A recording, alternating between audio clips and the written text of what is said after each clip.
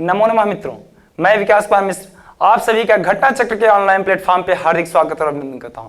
मित्रों, TET super TET के महासमर में हम लोग फिर से आ गए हैं। आपको पता है कि सुपर टेट का पाठ्यक्रम चल रहा है। सुपर टेट के पाठ्यक्रम में हम लोग समास देख रहे थे। क्या देख रहे थे?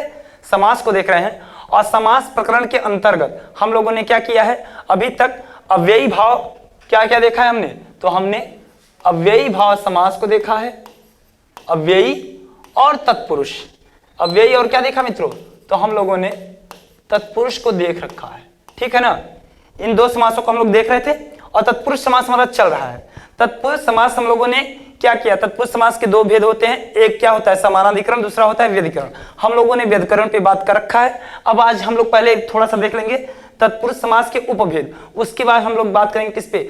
तत्पुरुष समास के जो अन्य भेद है, यानी कि जो समानाधिकरण है अर्थात जिसको कर्मधारय समास कहते हैं, उस पे हम लोग चर्चा करेंगे। तो आइए पहले हम लोग देख लेते हैं क्या तत्पुरुष समास के उपभेद। ठीक, तो तत्पुरुष समास का जो उपभेद है मित्रों, तो इसमें कई सारे उपभेद आते हैं। तो इसमें पहला जो उपभेद आता है वो नई तत्पुरुष समास है। कौन सा समास है? तो नई तत्पुरुष समास। तो चलिए, इसका सूत्र नई है। क्या है मित्रों? इसका सूत्र ही होता है नई। और नई का इसका अर्थ क्या होता है कि निषेधात्मक अर्थ देता है। जो नई तत्पुरुष समास होता है ये क्या अर्थ देता है? निषेधात्मक, अर्थात नहीं, नहीं या कुछ नहीं या मत का अर्थ देता है। कौन? नहीं। ठीक, तो कहा जैसे अस्वस्थ, अर्थात जो स्वस्थ न हो। कहने का भाव ये है कि जो बीमार होगा उसी के लिए हम लोग क्या कहते हैं कि इनकी तबीयत सही नहीं है, इनकी तबीयत खराब है, अर्थात उनकी तबीयत कैसी है? अस्वस्थ है, ठीक है ना, यानी कि उनकी तबीयत खराब है, अस्वस्थ है। तो कहा अस्वस्थ न स्वस्थ इति अस्वस्थ। ठीक, फिर कहा न अश्वः, न अश्वः अर्थात जो अश्व न हो, जो घोड़ा न हो, न अश्वः, न अश्वः अनश्वः। ठीक, जो क्या है घोड़ा नहीं वही क्या होगा? ठीक, अनश्व होगा। कहा न कृतम अकृतम, न इच्छा अनिच्छा। अब देखिए यहां पे समझने वाली बात क्या है नई तत्पुरुष समास में। कहा कि देखिए जब अस्वस्थ आएगा, क्या आएगा? अस्वस्थ आएगा, तो इसका जब हम लोग क्या करेंगे, इसका विग्रह वाक्य जो बनाएंगे वो बनाएंगे न स्वस्थ, अर्थात न के बाद क्या आया? स्वस्थ, अर्थात यहां देखिए व्यंजन आया। क्या आया? व्यंजन वर्ण आया, इसलिए कि न स्वस्थ से अस्वस्थ बना। क्या बना? अस्वस्थ। अर्थात जब व्यंजन वर्ण आएगा न के बाद तो यहाँ पे अ जुड़ेगा, और जैसे ही व्यंजन के जैसे ही न के बाद यदि स्वर आएगा तो अन जुड़ेगा। क्या जुड़ेगा?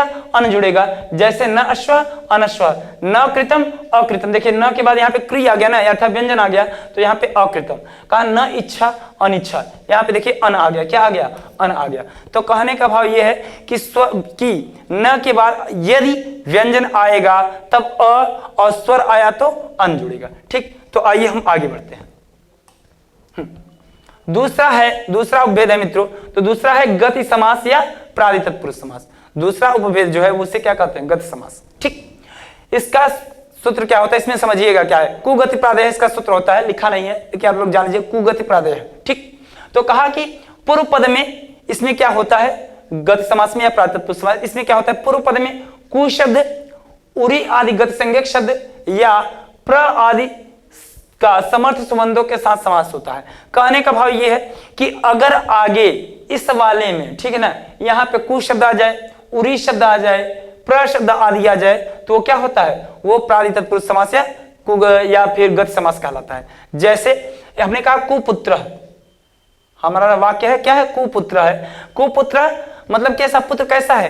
कुपुत्र है, अर्थात क्या है? बेकार है, गंदा है, ठीक है ना, जितना भी निकृष्ट शब्द आप प्रयुक्त कर सके। ठीक, तो कहा कुत्सितः पुत्र कुपुत्र, अर्थात कुत्सित है, कैसा है? खराब है, गंदा है। ठीक, सुदेशः, कहा सुंदरः देशः। क्या कहा? सुंदरः देशः सुदेशः। फिर कहा प्राचार्य, कहा प्रगतः आचार्य। आचार्य कैसे हैं? समक्ष खड़े हैं, या फिर प्रकृष्ट जो है, जो आचार्य क्या है? प्रकृष्ट हो, श्रेष्ठ, उसी को क्या कहा जाता है? प्राचार्य कहा जाता है, अर्थात मुख्य आचार्य कहा जाता है। ठीक है, तो कहा प्रगतः आचार्य, कहा प्रकृष्ट जो आचार्य है, श्रेष्ठ जो आचार्य है वही क्या है? प्राचार्य हैं। कहा विपक्ष, कहा विरुद्ध पक्ष विपक्ष। प्रवीर, कहा प्रकृष्टो वीर प्रवीर, अर्थात वीर कैसा है? प्रकृष्ट है, अर्थात श्रेष्ठ है। प्रकृष्ट का अर्थ उच्च वर्ग, उच्चता में लिया जाता है। ठीक है ना, प्रकृष्ट का अर्थ श्रेष्ठ, ऊंचा। ठीक, आइए तो आपको समझ में आ गया ना, कुपुत्र सुदेश प्राचार्य विपक्ष और प्रवीर। ठीक, उपपद तत्पुरुष समास। ठीक है, अब आ गया क्या आपका उपपद, उपपद तत्पुरुष समास। कहा इसमें क्या देखिए कि कृदंत सुबंतों के साथ उपपदों का समास ही उपपद समास कहलाता है। देखिए इसमें समझिएगा कि यहां पर जो कृदंत प्रत्यय होते जैसे कि करोति, क्या है, करोति, जानाति, गायति, ददाति, करोति, तो यहां पे ये जो होते हैं इस ये कृदंत करोति कुर्ता जो रूप चलता है, करोति कुर्ता कुर्वन्ति, ठीक है ना, तो यहां पे क्या है, ये कृदंत प्रत्यय के योग से बनते हैं। किससे बनते हैं, तो कृदंत के साथ। अब यहां पे देखिए समझिएगा, यहां पे है कुंभकार, क्या है, कुंभकार, तो अर्थात जो कुंभकार क्या करे, कुंभ का निर्माण करे। कुंभकार कौन होता है, अर्थात कुम्हार, जिसे हम लोग हिंदी की भाषा में कुम्हार या कुम्हार कहते हैं गांव की भाषा में। तो कहा कुम्हार या किसे कहा जाता है, तो कहा जो कुंभ का निर्माण करे, जो कुंभ का अर्थात घड़े का जो निर्माण करे वही क्या कहलाता है, तो वही कुंभकार कहलाता है। ठीक है, तो कहा कुंभम करोति थी कुंभकार है। कहा धर्मज्ञ अर्थात जो धर्म को जानता हो, तो कहा धर्मम जानाति थी धर्मज्ञ। सामगह कहा शाम को गाने वाला, शाम को गाने वाला। साम क्या है, सामवेद आपको पता है कि भारत के जो प्राचीन शास्त्र है, ठीक है ना, वेद जो है, वेद में वो भी कौन सा, सामवेद क्या है, भारतीय संगीत का जनक है। भारतीय संगीत कहां से प्रारंभ होती है, तो सामवेद से प्रारंभ होती है। कहा सामगह कहा सामम गायति थी अर्थात सामवेद को गाने वाला। ठीक, फिर कहा धनदह अर्थात धन को देने वाला। कहा धनम ददाति थी धनदह। कहा दिनकर दिन को करने वाला अर्थात कौन, सूर्य, तो कहा दिनम करोति थी दिनकर। तो यहां पे देखिए, यहां पे कुंभ धर्म समास सामम धनम दिनम, ये जो पद है ये उपपद है। क्या है, उपपद है, बल्कि मुख्य पद ना होकर के क्या है, उपपद है, क्योंकि मुख्य पद एक ही होता है। लेकिन यहां पे क्या है, यहां पे मुख्य ना होके इससे किसी पद का बोध हो रहा है, किसी विशिष्टतापन का बोध हो रहा है, और जिससे किसी विशिष्टतापन का अर्थात किसी विशेष का जो बोध कराए वो क्या, जो किसी विशेष का बोध कराए वह उपपद होता है, मुख्य पद नहीं होता। ठीक, तो आइए, तो कुंभकार, धर्मज्ञ, सामगह, धनगह, धनदह, दिनकर इत्यादि क्या है, ये उपपद के उदाहरण है। ठीक, अगला है आपका कर्मधारय समास। अब यहां से आपका प्रारंभ होता है, कौन सा समास प्रारंभ होता है, तो कर्मधारय समास प्रारंभ होता है। ठीक मित्रों, तो आइए चलिए देखते हैं। अब देखिए कहा क्या, कर्मधारय क्या होता है, मैंने आपको तभी कुछ देर पहले मैंने आपको बताया था कि तत्पुरुष समास के दो भेद होते हैं। क्या होते हैं, तत्पुरुष समास के दो भेद होते हैं। एक होता है समानाधिकरण, क्या होता है, समानाधिकरण। ठीक, एक होता है आपका समानाधिकरण और दूसरा होता है व्यधिकरण। तो इसके पूर्व क्या होता है, ये व्यधिकरण। तो इसके पूर्व हम लोगों ने जो चर्चा किया था तो व्यधिकरण पे चर्चा किया था। किस पे चर्चा किया हम लोगों ने, तो व्यधिकरण तत्पुरुष समास पे चर्चा किया था। व्यधिकरण में क्या हुआ था, हम लोगों ने देखा था, व्यधिकरण का मतलब होता है कि विशिष्ट अलग अलग विभक्तियां। व्यधिकरण का अर्थ क्या होता है, अलग अलग विभक्तियां। तो आपको पता है कि संस्कृत में 7 विभक्तियां होती हैं। कितनी विभक्तियां होती हैं, तो 7 विभक्तियां होती हैं। और 7 विभक्तियों में हम लोगों ने द्वितीया, तृतीया, चतुर्थी, पंचमी, षष्ठी और सप्तमी तक के हम लोगों ने क्या किया था, तत्पुरुष समास का अध्ययन किया। अब हम लोग किस पे अध्ययन करेंगे, तो इसका जो तत्पुरुष समास का जो मुख्य भेद, 2 भेदों में, तो इस पहले भेद की अब हम लोग चर्चा करेंगे, किसकी, व्यधिकरण समानाधिकरण तत्पुरुष समास का। क्योंकि समानाधिकरण को ही क्या कहा जाता है, तो कर्मधारय कहा जाता है। समानाधिकरण को ही क्या कहा जाता है, तो कर्मधारय कहा जाता है। ठीक है ना, ठीक, आई बात समझ में कि समानाधिकरण को क्या कहा जाता है, तो कहा समानाधिकरण को कर्मधारय कहा जाता है। यहां पे लिखा भी है कि तत्पुरुष समानाधिकरण कर्मधारय, अर्थात कि जो समानाधिकरण तत्पुरुष समास है उसी को क्या कहा जाता है, तो कर्मधारय समास कहा जाता है। ठीक, तो आइए हम लोग इस पे बात करते हैं। तो कहा कर्मधारय समास क्या होता है, तो कहा कि जो विशेषण युक्त पद हो, अर्थात जहां पर दोनों पद विशेषण का कार्य करें। कहने का भाव विशेषण का कार्य करने का भाव, कहने का भाव यह है कि जो विशेष और विशेषण, जो विशेष और विशेषण का संबंध को बतलाए। ठीक ना, जो विशेष और विशेषण के संबंध को बतलाए वह समास क्या कहलाता है? तो कर्मधारय समास कहलाता है। वह समास कर्मधारय समास कहलाता है। आइए बस इसमें क्या होता है? विशेष और विशेषण का कार्य होता है और दोनों मिल करके समास का विनिर्माण करते हैं। तो आइए इसके उपभेदों, इसके भेद को समझते हैं कि कर्मधारय समास के कितने भेद हैं। तो कर्मधारय समास के 4 भेद हैं। कितने भेद हैं मित्रों? तो 4 भेद हैं। कहा विशेषण पूर्वपद कर्मधारय, कहा उपमान पूर्वपद कर्मधारय, रूपक कर्मधारय और उभय पद विशेषण कर्मधारय। अर्थात अभी मैंने आप लोगों को बताया कि यहाँ इसमें क्या होता है? विशेष विशेषण का संबंध होता है किसमें? कर्मधारय समास में। और यहाँ पर क्या कहा? जब भेद की हम लोग चर्चा किए तो पूर्वपद क्या है? तो कहा विशेषण है। पूर्वपद क्या है? तो कहा विशेषण है। ठीक, तो आइए देखते हैं। कहा विशेषण पूर्वपद कर्मधारय। तो यहाँ पे देखिए विशेषण पूर्वपद कर्मधारय में कहा कि जो पूर्वपद होगा, अर्थात यहां पे जो ये पहला पद है कौन सा? कृष्णः,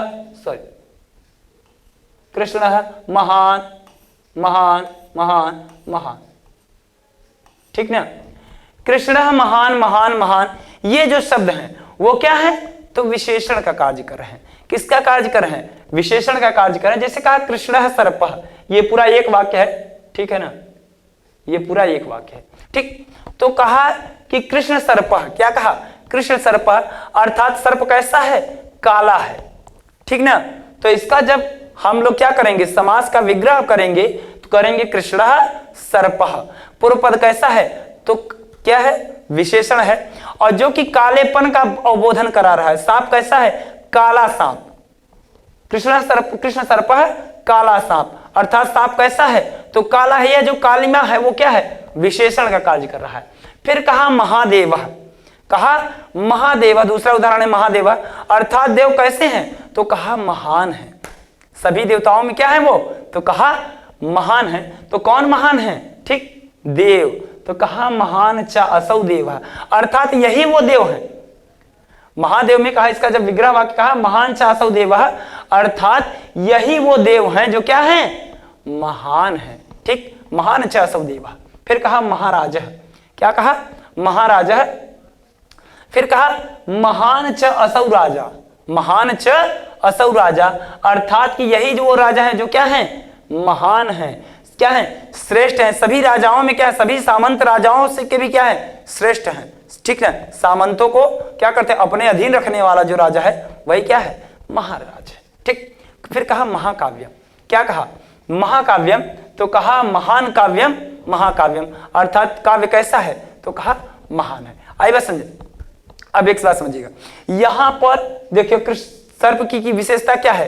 काला होना। देव की विशेषता क्या है? महान होना, कि सारे देवताओं में जो महान है। राजाओं की विशेषता क्या है? तो कहा जो सारे राजाओं में क्या है? महान है, अर्थात श्रेष्ठ है। क्या? उसकी जो उसके राज्य विस्तार, उसका जो राज्य विस्तार है अन्य राजाओं की अपेक्षा अधिक है, इसलिए वो महान है। महाकाव्यम, जो कि क्या कहा? लघु काव्य या खंड काव्य, छोटे छोटे काव्यों की अपेक्षा वो क्या है? बड़ा है। ठीक है, 10 सर्ग वाला है। क्योंकि देखिए महाकाव्य का क्या होता है कि महाकाव्य में कम से कम 8 सर्ग होने चाहिए। कितने होने चाहिए? कम से कम 8 सर्ग होने चाहिए, तभी वह क्या होगा? महाकाव्य होगा। ठीक है ना? तो महाकाव्यम अर्थात वो क्या? 8 सर्ग वाला है, 8 सर्ग से ज्यादा वाला है। ठीक, दूसरा है उपमान पूर्वपद कर्मधारय। उपमान पूर्वपद कर्मधारय क्या होता है? कर्म, देखिए एक बात चीज समझ लीजिए कि जो कर्मधारय समास होता है उसमें कहा समानाधिकरण तत्पुरुष था। तो समानाधिकरण क्या होता है? वो प्रथमांत होता है। समानाधिकरण तत्पुरुष में क्या होता है? समानाधिकरण प्रथमांत होता है, क्योंकि इसमें दोनों पद प्रथमा विभक्ति में होते हैं। ठीक है, तो कहा उपमान पूर्वपद कर्मधारय। यहां पे जो पूर्वपद है वो किसका कार्य करेगा? तो कहा उपमान का, अर्थात तुलना की जाएगी। उपमान क्या होता है? तो तुलनीय होता है, जिसकी तुलना किसी वस्तु से की जाती है। ठीक है ना? कोई वस्तु है उसकी तुलना की जाती है। ठीक है, तो जिससे तुलना की जाती है वो क्या कहलाता है? तो कहा उपमान कहलाता है। क्या कहलाता है? उपमान कहलाता है। तो कहा घनश्याम, क्या कहा? घनश्याम, अर्थात श्याम कैसा है? तो कहा घन के समान है। बादल के समान क्या है? बादल के समान काला। ठीक, चंचल है, कहा विद्युत चंचला, अर्थात चंचल है। तो कैसे चंचल है? तो कहा विद्युत के समान, जिस तरह से बरसात के दिनों में क्या है, बिजली चमका करती है, उसी तरीके से क्या है, वो चंचल है। ठीक, फिर कहा कोमल, वह कोमल है। तो कैसा कोमल है, तो कहा नवनीत के समान। नवनीत मतलब क्या होता है, मक्खन। और जकरा के गांव की भाषा में कहा जाला हो, तो कहते हैं कि नैनू। ठीक है ना, माठा जब मारा थे तो क्या निकलता है ना जो पदार्थ, क्या, उसी को हम लोग मक्खन कहते हैं, और गांव की भाषा में नैनू। ठीक ना, तो उसी नैनू को क्या कहा जाता है संस्कृत में, नवनीत कहा जाता है। क्या कहा जाता है, नवनीत। तो कहा कि मक्खन के समान कोमल, नवनीत कोमलम। ठीक, फिर कहा चंद्रोज्ज्वल, उज्ज्वल कैसा है, सफेद कैसा है, उजलापन कैसा है, तो कहा चंद्रमा के समान। जैसे चंद्रमा उज्ज्वल है, उसी तरीके से ये उज्ज्वल है। ठीक है ना, सफेद है। हाँ, दूध क्या है, दूध के समान की क्या है, रोशनी, प्रकाश है। कहा मुखम, चंद्रमुखम। तो कहा कि मुख कैसा है, तो कहा चंद्रमा के समान मुख है। मुख कैसा है, तो चंद्रमा के समान। ठीक है, तो यहाँ पे ये जो पूर्व पद हैं कौन कौन से, घन, विद्युत, उसके बाद नवनीत, चंद्र, चंद्रमुख, चंद्र, ये सब क्या है, तो कहा ये पूर्व पद जो है ये घन वाला, घन, विद्युत, नवनीत, ये जो पद है वो किसका कार्य कर रहे हैं, तो कहा ये पूर्व पद उपमान का काम कर रहे हैं, अर्थात तुलनीय है, तुलना की जा रही है। ठीक है ना, इनसे किसी वस्तु की तुलना की जा रही है, अर्थात ये क्या है, उपमान का कार्य कर रहे हैं। तो कहा घन इव श्याम, घन के समान काला। श्याम कैसा है, काला कैसा है, घन के समान। श्याम है अर्थात काला है, कैसे काला, तो कहा बादल के समान काला है। ठीक है ना, तुलना की जा रही है। फिर कहा विद्युत इव चंचला, विद्युत के समान चंचल, अर्थात बिजली के समान चंचल, विद्युत चंचला। ठीक, घनश्याम। नवनीत कोमलम, कहा नवनीतम इव कोमलम, नवनीतम इव कोमलम, अर्थात नवनीत कोमलम। कहा कोमल कैसा है, तो कहा नवनीत के समान, मक्खन के समान। फिर कहा चंद्रोज्ज्वल है, अर्थात चंद्रमा के समान उज्ज्वल। कहा चंद्र इव उज्ज्वल है, चंद्रमा के समान उज्ज्वल। फिर कहा चंद्रमुखम, तो कहा चंद्र इव मुखम, चंद्रमा के समान मुख। ठीक, आगे चलते हैं। फिर कहा रूपक कर्मधारय। रूपक में क्या होता है मित्रों, जानते हैं, रूपक जो आप लोगों ने अलंकार के में जब पढ़ा होगा, रूपक भेद रहित आरोप होता है। क्या होता है, भेद रहित आरोप हो जाता है। यहां पर किसी चीज में तुलना नहीं की जाती, बल्कि हूबहू वही मान ली जाती है। ठीक है, जैसे एक वाक्य है सूर्य जी का कि चरण कमल बंदव हरिराई, कि चरण रूपी कमल रूपी जो चरण रूपी कमल, सॉरी कमल रूपी जो चरण है उनका, जो चरण कैसा है उनका, चरण कमल बंदव हरिराई, अर्थात चरण जो है वो कमल ही है। चरण कमलों में हम उस चरण कमल, वो चरण कमल हमारी रक्षा करे, किसकी, कहा चरण कमल बंदव हरिराई, अर्थात हमारी रक्षा करने वाले, ठीक है ना, हरि जो है अर्थात भगवान श्री कृष्ण है, उनके चरण कमलों की मैं क्या करता हूं, वंदना करता हूं।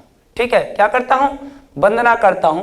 तो चरण कमल जो है, तो चरण और कमल दोनों अलग अलग हैं। ठीक है ना, लेकिन यहां पे क्या है, एक ही पद में रूपक में क्या कह दिया गया कि कमल कैसे हैं, जो चरण है वो ही क्या है, कमल है, कमल रूपी चरण। भगवान श्री कृष्ण का जो चरण है वो क्या है, कमल है। ठीक, तो कहा शोकाग्नि, रूपक कर्मधारय के अंतर्गत ये है शोकाग्नि। समास क्या मिला, शोकाग्नि। शोक ही क्या है, अग्नि है।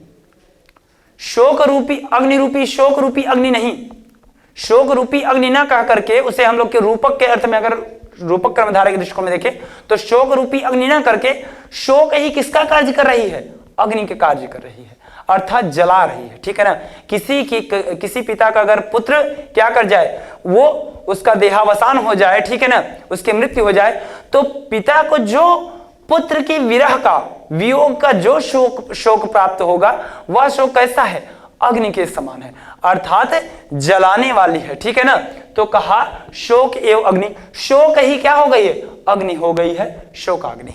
ठीक, दूसरा कहा विद्याधनम, विद्या रूपी धन। विद्या रूपी धन कहने का भाव क्या है, विद्या ही क्या है, धन है, विद्या ही क्या है, धन है। तो कहा विद्या एव धनम, विद्या ही धन। ठीक, कहा मुख कमलम, तो कहा मुखम एव कमलम, मुख ही क्या है, कमल है, मुख ही क्या है, कमल है। तो ठीक है, मुख ही कमल, तो मुख क्या है, जो शोभा है, उसकी जो शोभा है वो कमल के समान है। यहाँ पे समान नहीं, रूपी कुछ नहीं, यहाँ पे कमल क्या है, मुख ही कमल है, मुख ही क्या है, कमल है। फिर कहा परीक्षा पयोधि, परीक्षा रूपी क्या है, सागर समुद्र। परीक्षा रूपी सागर या समुद्र कहने का भाव क्या है, परीक्षा एवं पयोधि, परीक्षा ही क्या है, सागर है, समुद्र है, ठीक है ना। क्योंकि हम लोग सुपर टेट की जब परीक्षा को पास करेंगे तभी ना नौकरियां मिलेगी, तो जो सुपर टेट है वो क्या है, तो कहा पयोधि है, सागर है। कहा कि 14 विषय पढ़ना है, तो ये जो पयोधि है, परीक्षा ही क्या है, सागर है। ठीक, आइए आगे चलते हैं। अब आपका उभय पद विशेषण कर्मधार है, क्या आ गया आपका, अब आ गया उभय पद विशेषण कर्मधार है, अर्थात जहां पर दोनों पद क्या होंगे, तो कहा दोनों पद विशेषण होंगे। क्या होंगे, दोनों पद विशेषण का कार्य करेंगे। जब दोनों पद विशेषण का कार्य करें तो वो क्या होता है, उभय पद, अर्थात दोनों पद क्या है, तो कहा विशेषण है। ठीक, तो कहा पीत कृष्ण, पीत कृष्ण, पीला काला। मान लीजिए किसी ने कुछ वस्त्र पहन रखा है, क्या पहन रखा है, कोई किसी ने वस्त्र पहना है जो कि आधा क्या है, पीला है, आधा काला है, तो उसका विशेषण क्या होगा, पीत कृष्ण, पीला काला, पीला और काला नहीं, क्यों, इसे द्वंद्व के दृष्टिकोण में नहीं देखना है। अगर हम लोग पीला और काला करेंगे तो वहां पे क्या हो जाएगा, द्वंद्व हो जाएगा, लेकिन हमको द्वंद्व नहीं करना है, अर्थात अलग अलग प्रधानता नहीं बदलानी है, बल्कि क्या है, विशेषण के रूप में देखना है। क्या है, विशेषण के रूप में पीत कृष्णा को देखना है कि किसी का वस्त्र क्या है, पीला काला है, तो कहा पियर का करीबा, पीला काला। ठीक है, तो कहा पीतः चासौ कृष्ण, पीत च असौ कृष्ण, अर्थात पीला, यह काला, पीला भी है और काला भी है, पीला काला। ठीक, तो पीला भी है, असौ माने यही, असौ का अर्थ क्या है, यही पीला काला है, यही जो दिख रहा है समक्ष वही क्या है, तो कहा पीला काला है। ठीक है ना, यहां देख लीजिए, पीला सफेद है ना, हाँ, श्वेत पीता कह सकते हैं, नहीं, यहाँ पीला है, श्वेत भी है, तो पीत श्वेत। ठीक है, तो इसी तरीके से, ठीक, पीत कृष्ण है तो पीत श्वेत कर लेते हैं, तो कहा पीतः चासौ कृष्ण, पीत कृष्ण, कहा श्वेतः चासौ कृष्ण, श्वेत कृष्ण। ठीक, तो यहां पर हम लोग क्या करेंगे, इसको द्वंद्व के दृष्टिकोण में से न रख करके क्या कर देंगे, इसे हम लोग कर्मधारय के दृष्टिकोण से रखते हैं। ठीक, तो कहा श्वेतः चासौ कृष्ण, श्वेत और कृष्ण, अर्थात सफेद श्वेत यानी सफेद और काला, सफेद काला, पीला काला। ठीक, फिर कहा चरम चराचरम, अर्थात चराचर, जो कि क्या है, चर अचर, चर का अर्थ होता है चलायमान, चर का अर्थ क्या होता है, चलायमान, अचर का अर्थ क्या होता है, स्थिर, जो ना तो चल सकता है ना ही क्या कर सकता है, स्थिर है, सॉरी, जो चलायमान भी है, चर भी है, अचर। कभी कभी हम लोग क्या करते हैं, विशेषण के दृष्टिकोण से कहते हैं कि आप तो चराचर जगत के स्वामी हैं। मान लीजिए जब ईश्वर की हम लोग उपासना करते हैं तो क्या कहते हैं, कहे आप हे ईश्वर, आप चराचर जगत के स्वामी हैं। चराचर अर्थात जो चलायमान रहता है, मनुष्य, पक्षी, पशु इत्यादि, जो भी, चाहे जो भी जीव हो, ठीक है, जो चल सकते हो, एक स्थान से दूसरे स्थान पे जा सकते हैं, तो चर है। कहा अचर, तो कहा जो स्थिर हैं, जैसे कि आपके क्या हो गए, तो कहा जैसे आपके पाषाण खंड हो गए, पत्थर हो गया, वृक्ष हो गया, पर्वत हो गया। ठीक, तो ये जो भी चीजें हैं वो क्या है, अचर है, तो कहा चराचरम, तो कहा चरम च अचरम च। ठीक, फिर कहा सुप्तोत्थितः, सोया जागा, सुप्तोत्थितः सोया जागा, सोए सोए जागे जागे। ठीक ना, तो कहा पूर्वम सुप्तः पश्चात उत्थितः, अर्थात पहले सोया फिर बाद में क्या किया, उठ गया। ठीक है, तभी तो सुप्तोत्थितः होगा कि सो करके उठा। ठीक, सोया जागा। ठीक, तो पूर्वम सुप्तः पश्चात उत्थितः। फिर कहा कृता कृतम, क्या कहा, कहा कृता कृतम, अर्थात कृतम च अकृतम च, किया नहीं किया, किया नहीं किया। फिर कहा शीतोष्णम, शीत उष्ण, अर्थात ठंडा गरम। ठीक, कोई चीज ठंडी भी हो और गरम भी हो। ठीक, तो कहा शीतम, शीतम च उष्णम च, शीतम च उष्णम। ठीक है, रक्त पीतः, कहा रक्तस्य पीतस्य, अर्थात क्या है, रक्त माने क्या होता है, लाल, और पीता पीला, लाल पीला, लाल भी है और क्या भी है, तो कहा पीला भी है। रक्त पीता लाल पीला, ठीक ना। तो यहां पे देख लीजिए रक्तस्य पीतस्य, ठीक। आइए आगे बढ़ते हैं। अब यहां पे हम लोगों ने क्या किया, तत्पुरुष समास का के भेद को हम लोगों ने देख लिया। तत्पुरुष समास आज हम लोग का यहाँ पे पूरा हो जाता है। अब हम लोग आगे देखेंगे कौन सा समास, तो कहा द्विगु समास। अगला समास क्या है मित्रों, तो कहा द्विगु समास। और इसका जो सूत्र है संख्या पूर्वो द्विगु। यहाँ पे देखिए अनुनासिक प्रयोग जरूर आपको दिख रहा होगा, ये गलत है, ठीक है ना। यहाँ पे ये गलत हो गया है क्योंकि टाइपिस्ट की थोड़ी सी गलती होगी। यहाँ पे संख्या पूर्व द्विगु होता है। क्या होता है, संख्या पूर्वो द्विगु, ठीक है ना। हाँ, तो इस तरह से, ठीक है।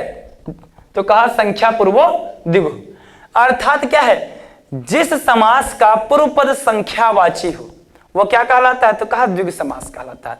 द्विगु समास में क्या होता है मित्रों, तो कहा कि पूर्व पद संख्यावाची होता है, ठीक ना। तो आइए, जब पूर्व पद संख्यावाची हमको दिख जाएगी तो वहां पर क्या हो जाएगा, तो द्विगु समास हो गया। जैसे कह दिया पंचवटी, क्या कहा, पंचवटी। पंचवटी क्या है, तो कहा कि जहां पर 5 वट वृक्षों का समूह हो। पंचवटी मतलब जहां पर क्या हो जाए, तो कहा 5 वट वृक्ष मिल जामे, वही क्या है, तो कहा पंचवटी है। कहा पंचानाम वटानाम समाहारः पंचवटी, अर्थात 5 वट वृक्षों का समाहार, समूह, ठीक। फिर कहा पंचपात्रम, क्या कहा, कहा पंचपात्रम, अर्थात पंचानाम पात्राणाम समाहारः।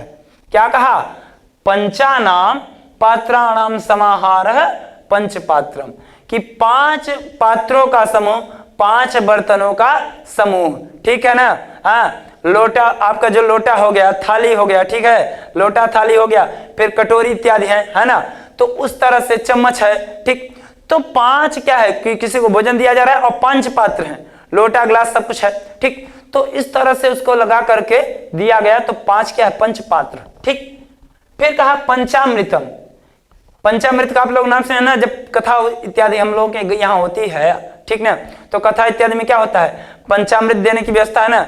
तो क्या होता है कि गाय का दूध लगता है, उसमें क्या है, गाय का दूध है, फिर उसी में घी डाला जाता है, दही डाला गया, गुड़ मिश्रित किया गया, ठीक है। तो इस तरह से पंचामृत अर्थात 5 पदार्थों को मिला करके, ठीक है ना, दूध, दही, ठीक, गुड़, इस तरह से मिला करके आपके जो 5 पदार्थ मिलाए गए, उसी से आपका क्या बनता है, पंचामृत बनता है, ठीक। तो कहा पंचानाम अमृतानाम समाहार है, क्योंकि देखिए गाय का जो दूध है वो क्या है, स्वास्थ्य के लिए हितकारी होता है, इसीलिए क्या कहा, अमृत से उसकी तुलना की गई, ठीक है। दही की भी तुलना अमृत से की गई, घी की भी तुलना अमृत से की गई, इसीलिए पंचानम अमृतानाम समाहार करके पंचामृतम बनाया गया, ठीक।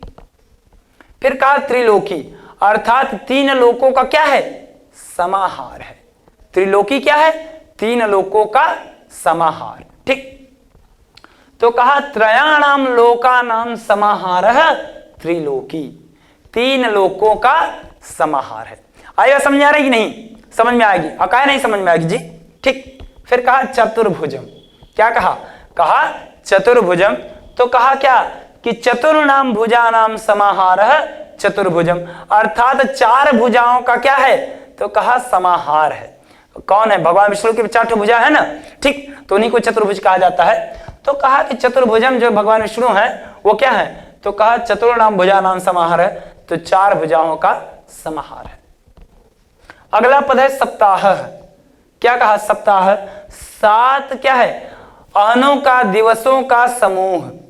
7 अहन का अर्थ होता है दिवस या दिन, अहन का अर्थ क्या होता है, दिन होता है। तो कहा सप्ताह नाम अहनाम समाहार है। 7 अहनाम, अहन का अर्थ होता है दिन, अहन का अर्थ क्या होता है, अहन, अहन का अर्थ होता है दिन, ठीक, अहन का अर्थ होता है दिन, ठीक। तो कहा सप्ताह नाम अहनाम समाहार सप्ताह है, ठीक। इस तरह से जब भी पूर्व पद आपको क्या दिखे, संख्यावाची दिखे, क्या दिखे, संख्यावाची दिख जाए तो क्या कर देंगे, द्विग लगा देंगे। क्या लगा देंगे? द्विग लगा। लेकिन ध्यान रखिए, कुछ चीजों में क्या होता है कि पूर्व पद संख्यावाची तो होता है, लेकिन वहां पे क्या होता है, द्विग न होकर के कभी अव्ययी भाव समास हो जाता है और कभी बहुब्रीहि हो जाता है। जैसे आपका क्या हो जाता है, द्वियमनम इत्यादि है। क्या है? जब भी संख्यावाची शब्द नदीवाची शब्द के साथ आ जाए, ठीक है ना, तो वहां पर क्या हो जाएगा, अव्ययी भाव समास, क्योंकि नदीविश एक सूत्र होता है, उससे क्या होता है कि जब भी संख्यावाची शब्दों का नदीवाची शब्दों के साथ क्या हो, समास हो, तो वहां पे अव्ययी भाव समास हो जाता है। जैसे आपका द्वियमनम इत्यादि, ठीक है, द्वियमनम सप्तनदम इत्यादि होता है, ठीक। लेकिन इसी तरीके से आपको क्या होता है, कभी कभी आप क्या अन्य पद के अर्थ में क्या हो जाता है, अन्य पद के दशानन इत्यादि जैसे बनता है, तो क्या हुआ, दशानन है, 10 आनंद का क्या है जिसके पास है, तो यहां पे कहने का भाव क्या है, संख्यावाची तो मिल रहा है 10 आनंद, लेकिन वो अन्य अर्थ देने के कारण वहां पे उसको बहुब्रीहि मान लिया जाता है, ठीक ना। लेकिन सामान्यतया क्या होता है कि यहां पर जब भी संख्यावाची पद हो उसे क्या किया जाता है, द्विग समास ही किया जाता है। आइए समझे, आइए आगे चलते हैं। अब आ गया आपका द्वंद्व समास। समास में कौन सा, द्वंद्व समास। और द्वंद्व समास क्या है, तो कहा उभय पदार्थ प्रधान द्वंद्व।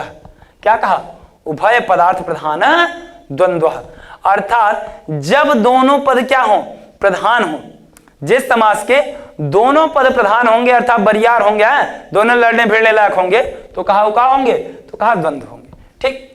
द्वंद्व समास के कितने भेद होते हैं, तो द्वंद्व समास के मित्रों 3 भेद होते हैं। वैसे तो 2 ही भेद माने गए, कौन कौन से, तो कहा इतरेतर द्वंद्व और समाहार द्वंद्व। लेकिन बाद में क्या हुआ कि एक शेष को भी जोड़ लिया गया, और एक शेष को जोड़ने के कारण द्वंद्व समास के कितने भेद हो गए, तो कहा 3 भेद हो गए हैं। कितने भेद, तो 3 भेद, इतरेतर समास, समाहार द्वंद्व समास, और उसके बाद एक शेष, ठीक।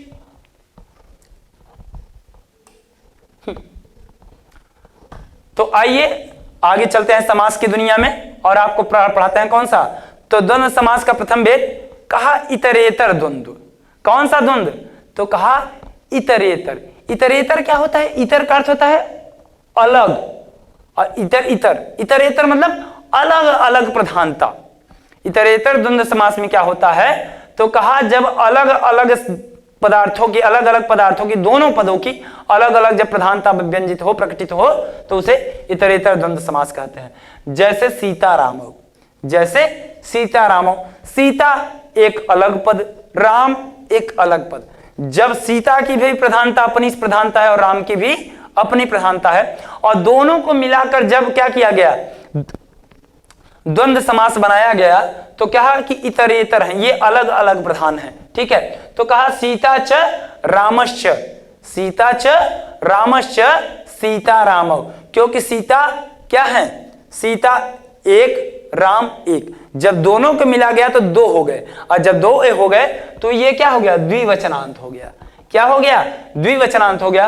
और उत्तर पद राम है, उत्तर पद क्या है, तो कहा उत्तर पद राम है। जब राम होने के कारण यहां पर क्या किया गया, द्विवचनांत में, ठीक है, इनके आधार पर क्या रूप बनाया गया, तो कहा राम रामौ। इसी तरीके से सीता रामौ। अब फिर दूसरा देखिए, देवासुरौ। क्या कहा, देवासुरौ, तो कहा देवश्च असुरश्च। तो यहां पे देव क्या है, अलग है, असुर अलग है, देवो भी अलग, असुर भी अलग, दोनों की प्रधानता अपनी है। हाँ, वो कहता हम बड़ा, वो कहता हम बड़ा, ठीक है। तो देव भी बरियार है, और क्या है, असुर भी बरियार है। तो इतर दोनों पदों की इतर अलग अलग प्रधानता होने के कारण क्या बना, देवासुरौ, ठीक है। रामो के आधार पे देवासुरौ, ठीक। धर्मार्थौ, धर्म की भी प्रधानता है और अर्थ की प्रधानता है, तो कहा धर्मश्च, फिर कहा अर्थश्च, ठीक है ना। अब समझ, तो धर्मश्च अर्थश्च धर्मार्थौ, क्या बना, तो कहा धर्मार्थौ, ठीक। फिर अगला कहा वाणी विनायकौ।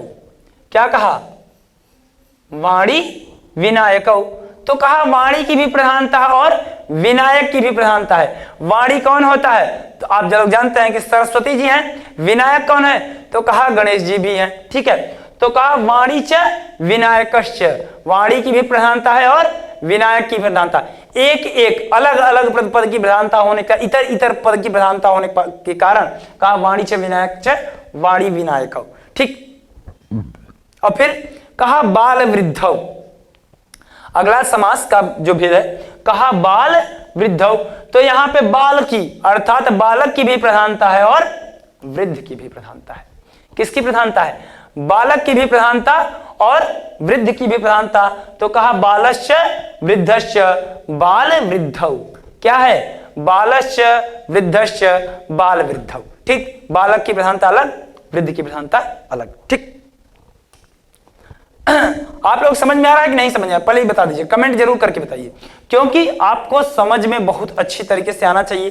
क्योंकि मैंने बड़े ही आराम से, सहज भाव से, ऐसा नहीं कि कोई जल्दी है, धीरे धीरे आराम से क्रमबद्ध तरीके से क्रमशः समास का आप लोग अध्ययन कर रहे हैं। ठीक, फिर अगले टॉपिक पे हम लोग क्या कर रहे हैं? समाहार द्वंद्व समास। क्योंकि द्वंद्व समास के कितने भेद है? तो कहा 3 भेद है। कितने भेद है? तो कहा 3 भेद है। ठीक ना, और 3 भेदों में दूसरा नंबर का भेद क्या है? तो कहा समाहार है। तो कहा समाहार द्वंद्व समास। समाहार का अर्थ होता है समूह, अर्थात पूरा पूरा। ठीक है ना, जैसे हमने ये गोला मान लीजिए, सपोज दैट ऐसे खींच लिया, तो खींच दिया ना ये पूरा, तो ये क्या हो गया? तो कहा ये समाहार हो गया। ठीक, अगर हम बात करेंगे तो इसके अंदर ये जो भाग, ये जो पूरे भाग है, हम सब की बात करें। ठीक है ना, सब की बात करें, तो ये क्या है? तो कहा ये समाहार अर्थ में है। किस अर्थ में है? ठीक, आइए तो समाहार द्वंद्व समास का उदाहरण देखेंगे। तो कहा पाणिपादम, हाथ और पाणी मतलब क्या होता है? पाणी मतलब हाथ और पैर, पाणी मतलब हाथ, पादम मतलब पैर। तो कहा हाथ और पैर। हम आप कहते हैं ना कि हम लोग हमसे ज्यादा ना उलझो, वरना हाथ पैर तोड़ के घर बैठा देंगे। हाँ, कहते हैं ना यही बात कि हाथ गोड़ तोड़ के तो घर बैठा दे। तो हाथ गोड़ तोड़े का मतलब क्या है? हाथ और गोड़ यानी पैर। ठीक, तो ये दोनों का क्या हो गया? तो कहा समाहार हो गया, समूह हो गया। ठीक है ना, इसीलिए समाहार का अर्थ क्या है? समूह है। तो कहा पाणिपादम, तो कहा पाणी च पादौ च तेषाम समाहार है, पैर। ठीक है ना, पाणी में सॉरी, पाणी हाथ, च और पादौ दोनों पैर, दोनों पैरों, तेषाम उनका, हाथ और पैरों का, अर्थात तेषाम मतलब उनका, किनका? तो कहा हाथ और पैरों का। ठीक है, तो कहा समाहार है, समूह, हाथ और पैर का समूह बराबर क्या? तो कहा पाणिपादम। क्या कहा? पाणिपादम। दूसरा है, दूसरा आपका है रथिकाश्वारोहम। क्या कहा? रथिकाश्वारोहम, अर्थात रथी और घुड़सवार का समूह। रथिका अश्वारोहम अर्थात कि क्या है? रथी कौन? जो रथ पे बैठा हो। रथी कौन होता है? जो रथ पे बैठा होता है, जिसमें क्या होता है? रथ देखा होगा आप लोगों ने रामायण महाभारत इत्यादि में। ठीक है, तो कहा रथी और घुड़सवार का क्या? घुड़सवारों का समूह। ठीक ना, तो कहा रथिकः च अश्वारोही च, रथिकः च अश्वारोही च, तेज क्या है? समाहार है। ठीक है ना, तो रथिकाश्वारोहम। फिर कहा भेरी पटहम। क्या कहा? भेरी पटहम, अर्थात भेरी का और पटह दोनों की ध्वनियों का। ठीक है ना, नगाड़े की भी है और भेरी का, दोनों का क्या है? ध्वनि है। तो कहा भेरिश्च पटहश्च, क्या है? समाहार अर्थ में है। तो कहा भेरी पटहम, समाहार द्वंद्व समास। फिर कहा अहोरात्रम। कहा अहोरात्रम। ठीक, इसको ना देखिएगा। ठीक, कहा अहोरात्रम, तो कहा अहश्च रात्रिश्च अहोरात्रम। कहा अहिनकुलम। क्या कहा? अहि नकुलम। अहि का अर्थ क्या होता है? तो कहा कि सांप होता है। अहि का अर्थ क्या होता है? सांप होता है, और नकुल नेवला होता है, अर्थात क्या है? सांप और नेवले का क्या है? समाहार। ठीक है ना, सांप और नेवला। तो कहा अहिश्च नकुलश्च, ठीक, अहिनकुलम। फिर कहा संज्ञा परिभाषम। कहा संज्ञा और परिभाषा का समाहार। ठीक, तो कहा संज्ञा च परिभाषा च अनयो, इन दोनों का आपस में क्या है? अनयो, इन दोनों का आपस में क्या है? समाहार है, समाहार है। ठीक है, इन दोनों का आपस में क्या है? तो कहा समाहार है। संज्ञा च परिभाषा च अनयोः समाहार संज्ञा परिभाषा। ठीक, आई बात समझ में? चलिए आगे बढ़ते हैं। फिर कहा एक शेष द्वंद्व समास। क्या कहा? एक शेष द्वंद्व समास। तो कहा माता च पिता च पितरौ। यहां देखिए एक शेष में क्या होता है? एक शेष में क्या होता है? यहां पर दो पद तो होते हैं, जैसे माता भी है, पुत्र भी है, हंस भी है, युवा च है, भ्राता है, लेकिन किसी एक पद की महत्ता के कारण एक पद को ही दिखाया जाता है। उसके कारण क्या होता है? वहां पे एक पद ही दिखता है और उसी की प्रधानता के कारण यहां पर एक ही बचता है। ठीक है ना? तो कहा माता च पिता च पितरौ, माता च पिता च पितरौ, क्योंकि यहां पर पिता की प्रधानता दे दी गई। क्यों दे दी गई? तो कहा वीर भाव के कारण। किसके कारण? तो कहा वीर भाव के कारण पिता की प्रधानता दे दी गई। तो कहा पितरौ, माता च पिता च पितरौ। फिर कहा पुत्रश्च पुत्री च पुत्रौ। यहां पे पुत्र को प्रधानता क्यों दी गई? क्योंकि एक पद क्यों बचाया गया? एक शेष को क्यों, मतलब पुत्र को ही क्यों बनाया गया? तो कहा क्योंकि हमारी संस्कृति है वो मानती है कि पुत्र ही क्या होता है? पुत्र के तर्पण से ही पिता को मोक्ष की प्राप्ति होती है। तो इसलिए यहाँ पे तर्पण के दृष्टिकोण को ध्यान में रखते हुए पुत्र को क्या दिया गया? श्रेष्ठता दिया गया। तो कहा पुत्रश्च पुत्रिश्च पुत्रौ। ठीक, अगला है हंसश्च हंसी च। ठीक है, हंसश्च हंसी च हंसौ च। ठीक है, हंसौ। ठीक ठीक, हंसश्च हंसी च हंसौ। फिर कहा युवा च युवती च युवानौ, अर्थात युवा च युवती च युवानौ का युवा और युवती का क्या है? दोनों, युवा और युवती। ठीक है, भ्राता च स्वसा च, भ्राता च स्वसा च भ्रातरौ। भाई स्वसा मतलब बहन होता है। स्वसा का अर्थ क्या होता है? तो कहा बहन अर्थ होता है। तो भ्राता च स्वसा च भ्रातरौ। ठीक, आइए आगे चलते हैं। द्वंद्व समास के कुछ अन्य उदाहरण भी हैं। गिनती में, संख्या में क्या होता है कि एकादश, द्वादश, त्रयोदश, अष्टादश, ये कुछ समास हैं। ठीक है, ये जो शब्द होते हैं, जैसे एकादश है, 11, 12, 13, 18, ये जो शब्द हैं वो किस में आते हैं? तो कहा द्वंद्व के अंतर्गत आते हैं। कहा एकः च दश च एकादश, एकादश, द्वौ च दश च द्वादश, त्रय च दश च त्रयोदश, अष्टौ च दश च अष्टादश। क्योंकि ये जो संख्यात्मक हैं ये क्या होते हैं? ये गिनती में द्वंद्व समास कहलाते हैं। क्या कहलाते हैं? द्वंद्व समास के अंतर्गत आते हैं। आइए आगे। ठीक, अब आया हमारा अंतिम समास के दृष्टिकोण से हम लोग देख रहे हैं बहुब्रीहि समास। अंतिम समास है बहुब्रीहि, इसी को हम लोग पढ़ के आप समापन करेंगे, समापन की ओर ले चलेंगे। तो बहुब्रीहि समास देखिए क्या होता है। कहा अन्य पदार्थ प्रधानो बहुब्रीहि, कहा अन्य पदार्थ प्रधानो बहुब्रीहि, जहां पर अन्य पद क्या हो? प्रधान हो। जिस समास में क्या होता है? अन्य पद, कोई तीसरा पद जब प्रधान हो जाएगा तो वही समास क्या कहलाता है? तो कहा बहुब्रीहि समास कहलाता है। बहुब्रीहि समास के मित्रों चार भेद होते हैं। क्या होते हैं? चार भेद होते हैं। कहा समानाधिकरण बहुब्रीहि समास, व्यधिकरण बहुब्रीहि समास, व्यतिहार बहुब्रीहि समास और तुल्य योग बहुब्रीहि समास। समानाधिकरण बहुब्रीहि समास में क्या होता है कि इसमें दोनों पद क्या होते हैं? जो दोनों पद होंगे वो एक ही विभक्ति के होंगे, अर्थात प्रथमा विभक्ति के होंगे। व्यधिकरण बहुब्रीहि समास में क्या होता है कि इसमें दोनों पद अलग अलग विभक्ति होंगे। प्रथमा अलग, जो पूर्व पद होगा वो दूसरी विभक्ति में होगा और जो उत्तर पद होगा वो किसी और विभक्ति में होगा। ठीक, व्यतिहार मतलब क्या होता है? तो लड़ाई झगड़ा होता है, जहां पर दोनों क्या है? लड़ाई झगड़ा वाला मामला हो, मुक्का मुक्की वाला मामला हो। ठीक है ना? तो वो क्या होता है? व्यतिहार बहुब्रीहि समास कहलाता है। तुल्य योग में तो कहा वहां पे जहां पे दोनों की तुलना कराई जाए। ठीक है, आइए थोड़ा सा देख लेते हैं इसी समास को, उसके बाद समापन की ओर ले चलते हैं। कहा समानाधिकरण बहुब्रीहि समास, तो इसमें दोनों पद क्या होंगे? तो एक ही विभक्ति में होंगे। देखिए जैसे पीतम अंबरम, ठीक है ना? पीतम अंबरम, ये क्या है? यह भी क्या प्रथमांत में है। पीतम भी प्रथमांत, अंबरम भी प्रथमा विभक्ति में। ठीक है, तो कहा बना पीतांबर। कहा पीत वस्त्र हो, क्या? पीत वस्त्र धारण करने वाला, पीत है अंबर जिसका, वह कौन? कहा भगवान विष्णु या कृष्ण के अर्थ में। ठीक है, तो पीतांबर, पीतम अंबरम यस्य स। कहा लंबोदर, कहा लंबम उदरम यस्य स, लंबा हो उदर जिसका, अर्थात क्या? स्थूल पेट वाले, कौन? भगवान गणेश जी। ठीक है ना? फिर कहा नीलकंठ, कहा नीलम कंठम यशसः, नीला है कंठ जिसका, कौन, भगवान शिव। कहा दामोदर, कहा दामम उदरम, दाम उदरम यशसः, क्या कहा, दाम उदरम यशसः। दाम कहने की कभव है रस्सी, रस्सी है बंधी है कमर पे जिसके, कौन, तो कहा भगवान कृष्ण। ठीक। कहा जीतान इंद्रियाण येन सह, जीत लिया है इंद्रियों को जिसने, वो क्या होता है, तो कहा जितेंद्रिय होता है। कहा लब्धा प्रतिष्ठा येन सह, लब्ध प्रतिष्ठा, अर्थात क्या है, उसने बहुत प्रतिष्ठा को, कीर्ति को अर्जित कर लिया है। फिर कहा यश एवं एव, यश एव धनम यशसः, यशोधन, अर्थात यश ही हो धन जिसका, वो क्या होता है, तो कहा यशोधन, यशोधन होता है। ठीक।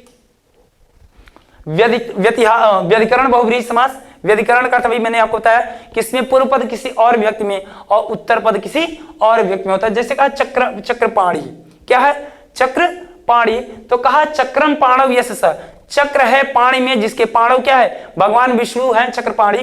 तो क्या है, यहां पर भगवान विष्णु प्रथमांत है, ये प्रथमा व्यक्ति में और ये सप्तमी में है। तो कहा चक्रम पाणव यशसः चक्रपाणी। वीणा पाणी, तो कहा वीणा पाणव यस्याः सा, वीणा पाणी कौन होता है, तो कहा कि सरस्वती माता होती है। कौन होती है, तो कहा सरस्वती माता। ठीक। और ये भगवान विष्णु चक्रपाणी होते हैं। ठीक ना। कहा शीतकंठ, शीतल है, शीत है कंठ जिसका, अर्थात कंठ कैसा है, तो कहा शीतल है, शीत के कारण कंठ, शीति कंठे यशसः, कौन है, तो कहा शिव के लिए है। ठीक है, क्योंकि भगवान शिव ने क्या, जब विष पिया था तो उनका क्या है, कंठ कैसा हो गया, एक नीलकंठ थे, उसी समय का शीतकंठ है। ठीक। कहा पीयूष पाणी, तो कहा पीयूषम पाणव यशसः, पीयूष है क्या है, पाणी में जिसके। ठीक। फिर कहा चंद्रकांति, चंद्रकांति, चंद्र के समान कांति है जिसकी, ठीक है ना, शोभा आभा है जिसकी। तो कहा चंद्रस्य कांति इव, ये इव है, क्या है, ये इव है। ठीक है ना। ठीक, इव है। तो कहा चंद्रस्य कांति इव कांति यशसः, चंद्रस्य कांति इव कांति यशसः चंद्रकांति।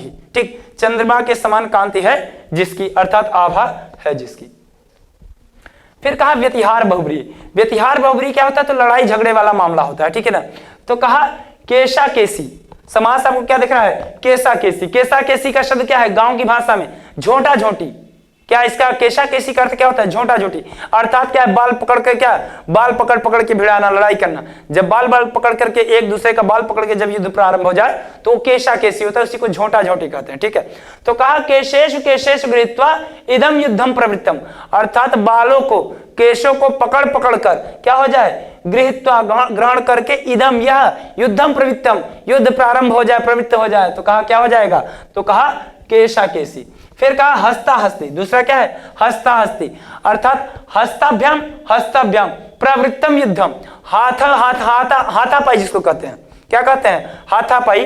तो कहा हाथों हाथों से, हाथों हाथों से प्रवृत्तम युद्धम, हाथों हाथों से जब युद्ध प्रवृत्त हो जाए तो क्या होता है, हस्ता हस्ती होता है, हाथापाई होता है। फिर कहा दंडा दंडी, कहा दंडैश्च दंडैश्च प्रहृत्यम प्रहृत्य इदम युद्धम प्रवृत्तम, अर्थात डंडो डंडो से, लाठी लाठी से क्या हो जाए, प्रहार करके, दंडैश्च दंडैश्च, लाठी लाठी से प्रहार करके, इदम युद्धम प्रवृत्तम, युद्ध प्रारंभ हो गया तो क्या हो गया, तो कहा दंडा दंडी हो गया। फिर कहा दूसरा क्या, अंतिम क्या है, तो कहा मुष्टा मुष्टि, अंतिम क्या है, मुष्टा मुष्टि, अर्थात मुक्का मुक्की, मुष्टा मुष्टि मतलब मुक्का मुक्की। तो कहा मुष्टिभिश्च प्रहृत्य इदम युद्धम प्रवृत्तम, अर्थात मुक्का मार मार के युद्ध क्या हो गया, प्रहृत्य प्रहार करके, इदम युद्धम प्रवृत्तम, मुक्का मुक्का मार मार करके यह युद्ध प्रारंभ हो गया, तो वो क्या हो गया, मुक्का मुक्की मुष्टा मुष्टि। ठीक। अंतिम भेद है बहुब्रीहि समास का, अंतिम भेद, तो कहा तुल्य योग बहुब्रीहि, यहां पे क्या होता है, तुल्यता होती है कि एक दूसरे से तुलना की जाती है। तो कहा अर्जुनेन सह, कहा जहां पे साथ का अर्थ हो तुल्य, कोई साथ जब चले, क्या हो, साथ जब चले, साथ का अर्थ हो जाए, वहां पे क्या होता है, बहुब्रीहि समास। तो कहा अर्जुनेन सह सार्जुन, अर्जुन के साथ, कोई कहीं कहां जा रहा है भैया, के साथ जा रहे हो, तो भाई के साथ जाते, तो भाई के साथ, तो कहा क्या है, सानुज, अनुजेन सह, अपने अनुज के साथ, भाई के साथ सानुज। देखिए सार्जुन, अर्जुनेन सह, अर्जुन के साथ सार्जुन। कहा राधिकयः सह इति, स राधिका, राधिका के साथ, स भार्यः, भार्या सह, भार्या के साथ, पत्नी के साथ। फिर दूसरा सपुत्र, कहा पुत्रेण सह सपुत्रः, सपरिवार है, कहा परिवारेण सह सपरिवार है। ठीक है, अंतिम अनुजेन सह सानुज। तो यहां पर क्या हुआ, इस तरह से आपका तुल्य योग का मतलब साथ के अर्थ में है, क्योंकि इनके साथ साथ अर्जुन के साथ, राधिका के साथ, सभार्या पत्नी के साथ, पुत्र के साथ, परिवार के साथ, अनुज के साथ, भाई के साथ। तो इस तरह से आप लोगों की क्लास क्या है, आज समास की क्लास यहाँ पे पूरी हो जाती है मित्रों। और आप लोग क्या करिए, चैनल पे को लाइक करते, सब्सक्राइब कीजिए और लोगों से ज्यादा ज्यादा शेयर कीजिए। और एक चीज और ध्यान रखिएगा कि आपको क्लास कैसी लगी, इस चीज को कमेंट सेक्शन में जरूर दीजिएगा। धन्यवाद मित्रों, आज क्लास हम यहीं पे समापन करते हैं।